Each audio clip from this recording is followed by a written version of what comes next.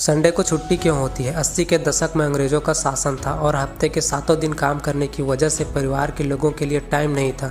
तो इस समस्या पर विचार करते हुए नारायण मेघाजी लोखंडे ने 1881 में अंग्रेजों के सामने संडे को छुट्टी देने का प्रस्ताव रखा, लेकिन उन्होंने मना कर दिया। तब आंदोलन शुरू हुआ और नारायण जी ने 9 साल तक लगातार आंदोलन किया, जिसके आगे अंग्रेजों ने 1889 को घुटने टेक दिए और संडे को छुट्टी देने का रूल बन गया।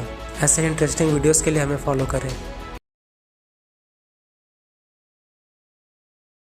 உங்கள் Zee5 apple link in the description. 12 மணி நேர வேலை மசோதாவை உடனடியாக திரும்ப பெற வேண்டும் என்று திமுக அரசுக்கு மக்கள் நீதி மய்யம் வேண்டுகோள் விடுத்திருக்கிறது. வெளிநாட்டு நிறுவனங்களின் நலனுக்காக தொழிலாளர்களின் அடிப்படை உரிமையை பறிக்கும் வகையில் நிறைவேற்றப்பட்டுள்ள 12 மணி நேர வேலை மசோதாவை உடனடியாக திரும்ப பெற வேண்டும் என்று மக்கள் நீதி மய்யம் கட்சி திமுக அரசை வலியுறுத்தியுள்ளது. இதுகுறித்து மக்கள் நீதி மய்யம் சார்பில் அதன் மாநில செயலாளர் செந்தில் ஆறுமுகம் வெளியிட்டிருக்கும் அறிக்கையில், உலகம் முழுவதும் உள்ள தொழிலாளர்கள் நாள் ஒன்றுக்கு 18 முதல் 20 மணி நேரம் வரை கடும் உழைப்பு சுரண்டலுக்கு உள்ளாக்கப்பட்டனர். இதை எதிர்த்து பல்வேறு நாடுகளிலும் கடும் போராட்டங்கள் நடத்தப்பட்டு ஏராளமானோரின் உயிர் தியாகங்களுக்கு பிறகு 8 மணி நேர வேலை என்ற அடிப்படை உரிமை கிடைத்தது. 1945 இந்திய தொழிலாளர்களுக்கு சட்டப்பூர்வமாக 8 மணி நேர வேலை உரிமையை டாக்டர் அம்பேத்கர் பெற்றுத் தந்தார். தமிழ்நாடு முதல்வராக இருந்த கருணாநிதி தொழிலாளர்களுக்கான வேலை நேரத்தை 6 மணி நேரமாக குறைக்க வேண்டும் என்று வலியுறுத்தியவர். ஆனால் தற்பொழுதைய தமிழ்நாடு அரசு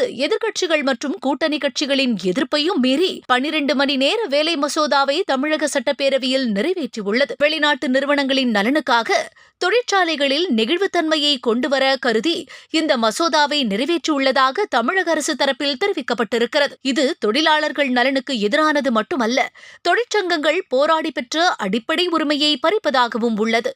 ஏற்கனவே தனிமனித மகிழ்ச்சிக்கான அளவீட்டில் தமிழர்கள் உள்ளிட்ட இந்தியர்கள் பின்தங்கியுள்ள நிலையில் 12 மணி நேரம் இயந்திரம் போல உழைப்பது நிலைமையை மேலும் சிக்கலாக்கும்.